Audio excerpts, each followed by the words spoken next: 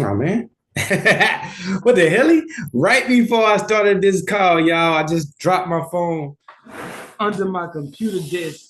And it is not easy to reach. So y'all give me like 1 second. Let me get my phone. And then we're gonna get into this rant. I want to talk to you guys about USDT versus XAUT. Hold on, give me 1 second. I know it's out here somewhere.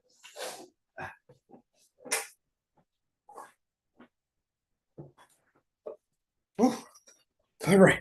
That was a lot coming out of my head. Everything. I had to get my phone, though, guys. I had to get my phone just in case something happened in this trade while I'm talking to y'all. I want to be able to respond, right? So, anywho, I wanted to come at you guys, and I had made a post the other day on Facebook where I was asking which coin is stable, and I gave like three options of stable coins that I wanted people to see. Right? I want to share this with you guys for a second, but I want to make sure I share this out to Facebook, that everybody get an opportunity to come on and watch me. So let me do that with you guys on Facebook. Y'all come and watch the live, right? But also outside of that, I want to share my page with you, just show a little post, and then to give some understanding about what I'm doing, what I'm trying to share with you guys, so y'all can kind of understand, right? So let me get this pulled up real quick, and then I'm gonna move my screenshot. There we go. Let me share the screen with you.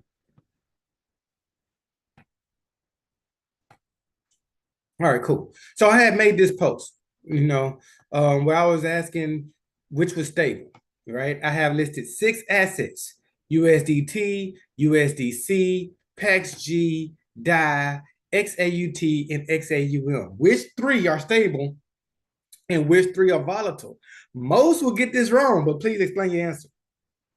And I only had one person answer, I guess, because when I said most will get this wrong, they was a little discouraged. They know what is the obvious answer, right? Stable is the USDC, USDT, and DAI. The volatile ones are gold. These are gold pegged coins: PAXG, XAUT, XAUM. These are gold pegged, while USDC, USDT, and DAI are fiat pegged, USD pegged. So it's pegged to the dollar. That means the value should always be based off the dollar. Just like with PAXG, XAUT, and XAUM, the value should always be close to 1 ounce of gold. And that's why I shared these numbers here. Of course, they differ slightly. This going is 350, 330, 333, 34, whatever, 327. So they kind of differ, but for the most part, they do represent the price of gold. But because they differ, because they go up and they go down, our assumption is that, well, these are volatile assets. Gold is a volatile asset. The value depreciates. So I would prefer to hold stable, right? I don't know if one day I'm gonna wake up and my savings account is down and I need to pay a bill. So I don't want to hold gold. I want to hold stable. Like I said, most will get this wrong. If you believe that the stable coins, which are pegged to the fiat dollar, the United States dollar, are stable versus gold, all right, I got something to share with you real quick. Let's talk about this for a second. Let me pull it up. I have another page here. Here we go. This is another one of my for Facebook posts where I wanted to describe this and to show y'all the difference that gold has been able to, that gold has gone through the years versus fiat. All right, I might need to go back to Facebook so I can click on that hamburger picture from McDonald's. They had the McDonald's burger, right? That Big Mac used to cost like 89 cents when it first came out, and now it's almost $8. You understand? But why did it go up? And then they got less meat, they got less bread. The Big Mac isn't as big as it once was. Remember, we could get full off with just one. Can't do that no more. So the Big Mac is a small Mac now, but costs more. Why is that? Because the stable dollar that we just talked about has been losing value. I'm gonna show you in this post right here. So back in 1920, you could buy a new Ford vehicle. That was before they had trucks and cars and all the differences. But the Ford family vehicle, this one right here, you could have bought you a Ford car for $645 USD or 1 kilogram of gold, right? That was way back in 1920. Well, in 2019, you could have bought a new Ford truck for about $40,000, which is still 1 kilogram of gold. In 2025, today, where we are standing, you guys understand that gold, that price that you all are seeing. I was looking at Ethereum a second ago, but that price that you guys see here with gold, dang it, there it is. I got the screen in my way.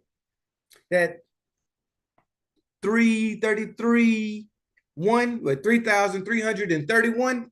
That's the price of 1 ounce today, right? 1 ounce of gold. That's how much 1 ounce of gold costs today, $3,000. So how much does 1 kilogram of gold cost, Dennis? Well, roughly about $75,000 today. How much do a new Ford vehicle cost? Ford Expedition, one of their more popular cars. How much is a Ford Expedition or Ford F-150 today? $60,000 to $70,000. $60,000 to $70,000. So we said that USDT is stable, right? Then why does it cost more? Why do I need more of these to buy this? While when it comes to gold, the same amount of gold that could buy me a car in 1920 is the same amount of gold that can buy me a car in 2025. The same amount of gold that could buy you a house in 1780 is the same amount of gold that you can use to buy a house today in 2025. Don't believe me? Think about the old pirates rule, right? Morgan Freeman, this is why I found out about this. Is the old thing. They said Morgan Freeman always has an ounce of gold in each ear. Right. And it was a pirates thing. Like whenever they were to, if it was to die somewhere in a foreign land, then a person could take the earrings off the dead body and use that to bury them. Right. That was enough money to bury somebody. 2 ounces of gold was enough money to bury a pirate. Like how old are pirates? I don't know. I think they still exist. But you know, when we see them in the books and stuff, they like old as hell back in the days, right? Before civilization, before planes and stuff. So way back before we even had an airplane in the sky, people had gold in their ears, and having an ounce of gold in each ear was enough to pay for your burial. You want to know how much 2 ounces of gold costs today? We just looked at it. Multiply that number by 2. $6,000, right? About $6,600, somewhere around there. It costs $3,000 to cremate you. It costs anywhere from $5,000 to $10,000 for a decent funeral.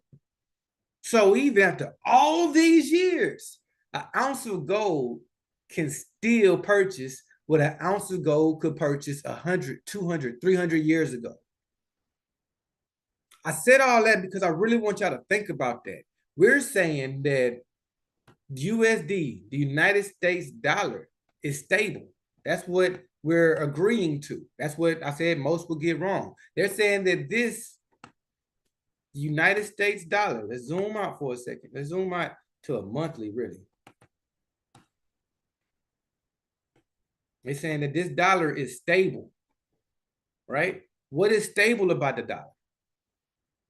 And when you just really think about it, can you still buy what you could a couple of years ago, a few years ago? If you put 10 years on it, could your dollar stretch that far? Then your dollar isn't stable. You know what I'm saying? Like, just to give an example. Who remembers 25-cent bags of chips and 25-cent sodas? I remember that. I remember that. I even grew up to where it became 50 cents for both, right? You get 2 bags of chips for $1. You get your 2 sodas for $1. Still was cool. Right now, you can't get 2 or nothing for $1, right? You just want 1 soda? You want 1 canned soda? Depending on where you're at, you're spending $2. What happened? Did soda become scarce? Right? It's like hard to find soda. Did soda become more valuable over the years? Did the bag of air, which we call chips, did it just gain more value? It didn't. It didn't. It's worth the same amount. And if you'd have purchased it with gold, we would know how much that amount really is, right? Because I bet you that gold amount didn't change. What changed was the dollar. So while we're saying the dollar is stable, I just like to, bring this up. For example, me, I graduated in 2004. I graduated over here. The dollar hasn't been stable. Right after I graduated, from the time that I graduated until about 2014, when I got laid off in the oil industry, right? That was a long little time I was in the oil industry for 2009, 2014. So all that time, my dollar was going down. But it's stable, right? No, it ain't stable. And then this is the part here that's hard to explain. How is it that the dollar went up, but I still pay more for stuff? Make that make sense. Because you want to know what has gone up? Since we just 2004.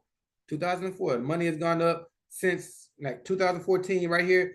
The value of the dollar based off of the Dixie chart, the dollar index, the value of the dollar has been going back up since 2014, 2015. That does not reflect in my wallet. You want to know what does? Gold. The value of gold has gone up, and I can tell. Since I've been investing in gold, and I was right here in 2019 when I started learning about it, when I got into carrot bars, gold has doubled, right? We're buying gold under $1,300, and we're over 3,000 now. Gold has doubled. The amount of gold that I held since then has doubled. I've almost tripled my spending power by holding gold, right? And this is when we had to buy physical gold, when we had to go through the mail and we had to order it and get it sent to us and stuff like that. And it took a week, maybe 2 weeks. You got to pay delivery fees. It was a little difficult to get gold. So I can get why a lot of people wasn't interested. But this is why I'm teaching what I'm teaching now. This is why I had a class focused in the degree that it is to talk about digital gold. If you pay attention, this says XAU. This is the gold from Rwanda, right? But they have a gold pegged coin, guys. And I'm going to drive it home with this.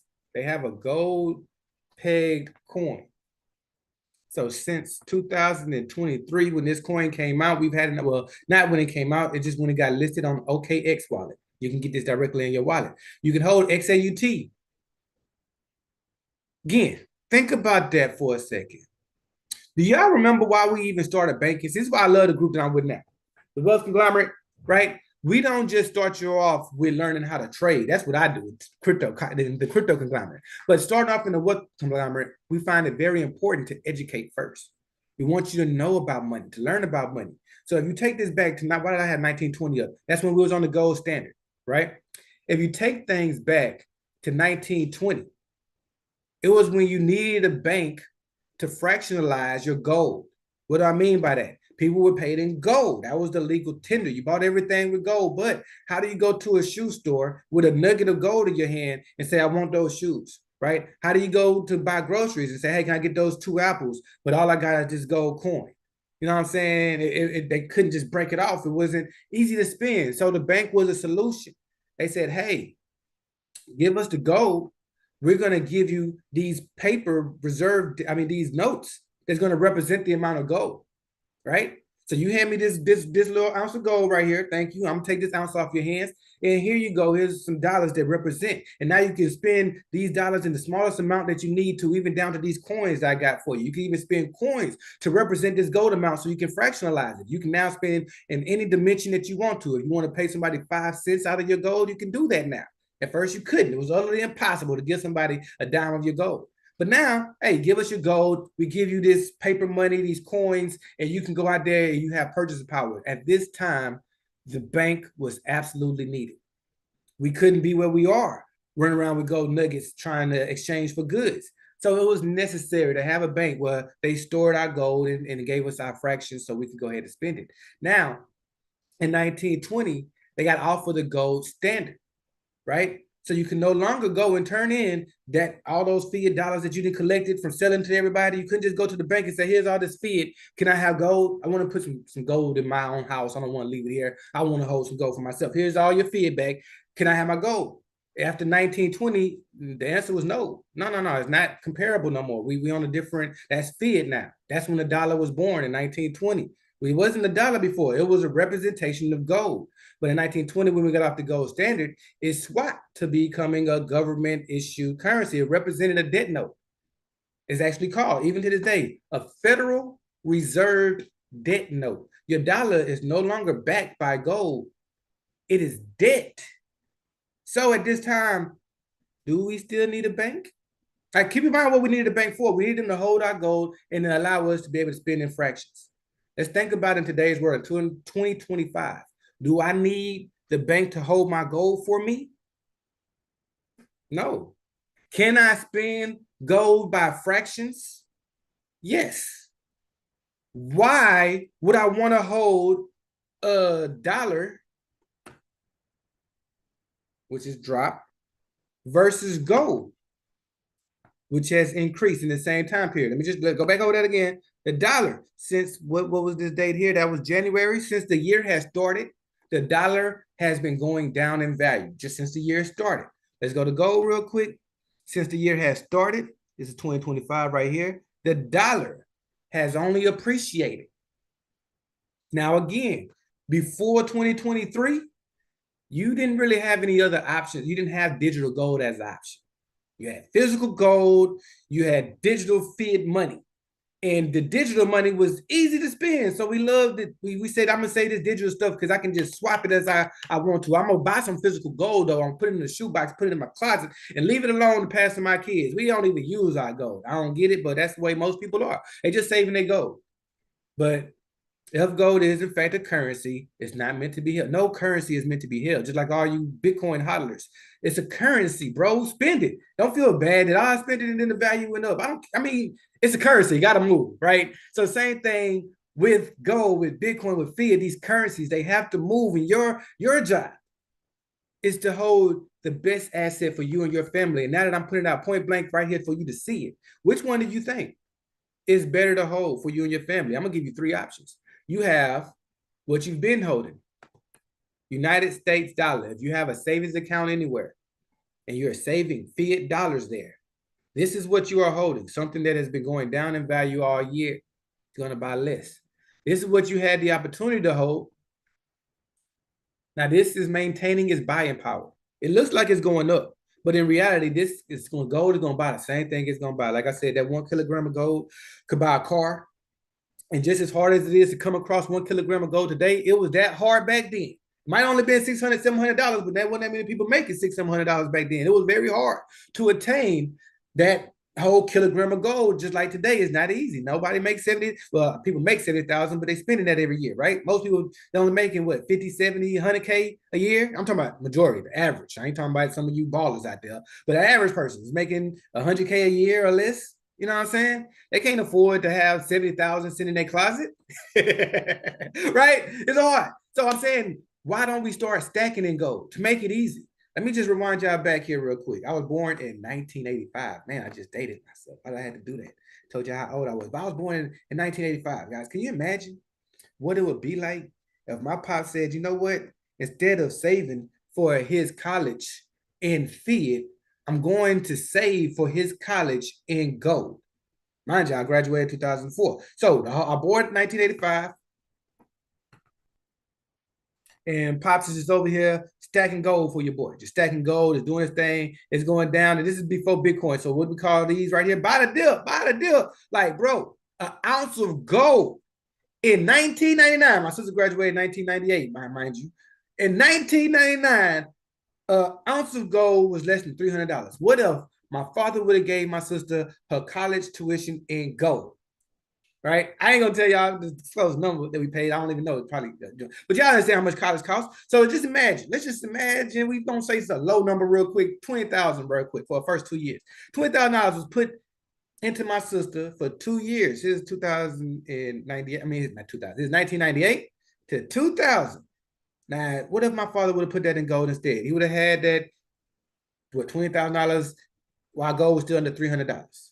And then my sister actually didn't graduate until after some time because she went to work and then she came back and all that good stuff. But she graduated somewhere around here, 2008. You know, Obama was going in the presidency. What if she just held gold from that period of time? Hell, look at me. Like I said, 85, my pops started collecting gold while it's 280. In 2004, if my pops bought me 1 ounce of gold every year, which he could have, you know, it was affordable. He bought me game systems and Nintendos and stuff that cost $300-$400. Shoes, Air Jordans cost $100 a piece. So yeah, we could have afforded $300 every year. So if you'd have bought me an ounce of gold every year and gifted it to me as I graduated in 2004, imagine how rich I'd have been. But imagine if I said to myself, you know, I don't need this money right now. I didn't go to college. I said, Pops, I'm going to work through it. Let me go ahead and give me a job. Let me get my foot in place and really figure out what I want to do in life before I mess with this money. Because I don't, you know, we ain't going to pay for college. I got a job. I got a place to live. I got everything. Just put the money in gold to the side for me. Let me figure some things out. When I'm ready to run a business, I'll come back. So I started my very first business, right? When I was, well, it was 2016, because I was fired in 2014. I was trying to work again for 2 years. So yeah, by 2016, I started my very first business. Look how much that gold has been worth. Mind you, I got 18 of them at under $300.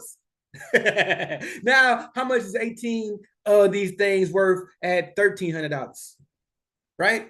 Now, this is when I start figuring myself out. I'm like, all right, I know what I want to do. I know what way I want to start working, but I still held half of it in gold and I invested the other half in my business. Let's say I had a failing business. Even if the business failed, y'all see this performance that gold had since this is 2015. The other half of my money is up another 200%. Do y'all get, like, we could live off of gold? I would have been able to just live off of these gains had I had 18 gold. I don't even have to spend my gold. I can stake the gold and earn interest on it. That's a whole other flyer point that I ain't even brought up yet with digital gold. We can earn interest on digital gold more than we could earn on our digital fiat, right? How much is your bank giving you? You know what I'm saying? Bet. So I'm gonna bring y'all one last. I'm running out of time. Dang. I'm gonna have to do another one of these calls, guys. And we actually got one coming up on Monday. So every Monday I do a call, Muscle Monday, and every Friday we didn't do it this Friday because it was the 4th of July, but Friday we do fitness and financial Fridays. So y'all make sure that y'all tune in. I'm just doing this Saturday rant to make up for the class we didn't have yesterday, or for this episode we didn't have yesterday. And I wanted to show y'all this, but I got more to share with you guys. And I want to show you how to actually take advantage of this information. I don't want to just be one of those guys that show you all this cool stuff and then leave you a link to say, come and join me. Like, that's not what this is. I really want you guys to understand why we're doing this. So the point that I was trying to prove, because I got off track talking about everything else, we now have the opportunity to become our own bank. You get paid and you can swap those Federal Reserve debt notes, that fiat, you can swap that into gold. And it doesn't have to be physical gold. You can swap it into XAUT if you so choose. You can swap it to PAX-G. You can swap it to XAUM. These are gold pegged coins. Now that we can spend gold at a fraction, what do we really need the bank for?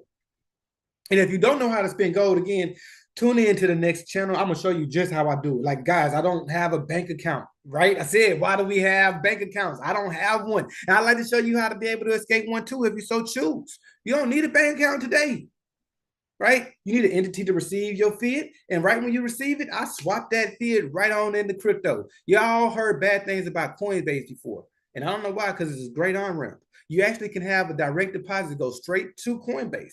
You can have a direct deposit go straight to Kraken. You can have a direct deposit go straight to crypto.com. And once that direct deposit hit, you can swap that into the fiat, not fiat, the crypto of your choice. You want to add some more Bitcoin to the bag? Cool. You want to add some of this gold to your bag? Cool. I hope they come out with a silver coin pretty soon, and one that represents oil too. I would love to be able to hold those in my wallets. But you had that opportunity to swap those Federal Reserve debt notes into assets. Even if you say to yourself, but Dennis, I don't know, I like my money to stay the same. I just feel comfortable with it being pegged to the fiat dollar. Even if that's your thing, then swap that USD into USDC or USDT. So that way you can take that and earn more interest on it. And again, these upcoming calls, I'm gonna show you where you can get some high yields on stable coins. It's what I'm doing right now through the summer. I don't want to spend a lot of money buying a dip, as I know a lot of people are. They buy the dip and the market keeps going down. Like, I said a little while ago, Bitcoin can't hold 108, that it's about to drop, right? Just show y'all this before we go. So if the market is about to drop, if Bitcoin is dropping, everything else is going to follow. We know that, right? So if Bitcoin can't get above this area right here, like 108.5 or something, if it can't get above that area and keep on pushing this uptrend, expectations that Bitcoin is going to come back down here to 105. If that doesn't hold that support, it's going to come even lower. And this happens almost every summer. In the last few years that I've been watching Bitcoin, I've only seen a bullish Bitcoin summer once.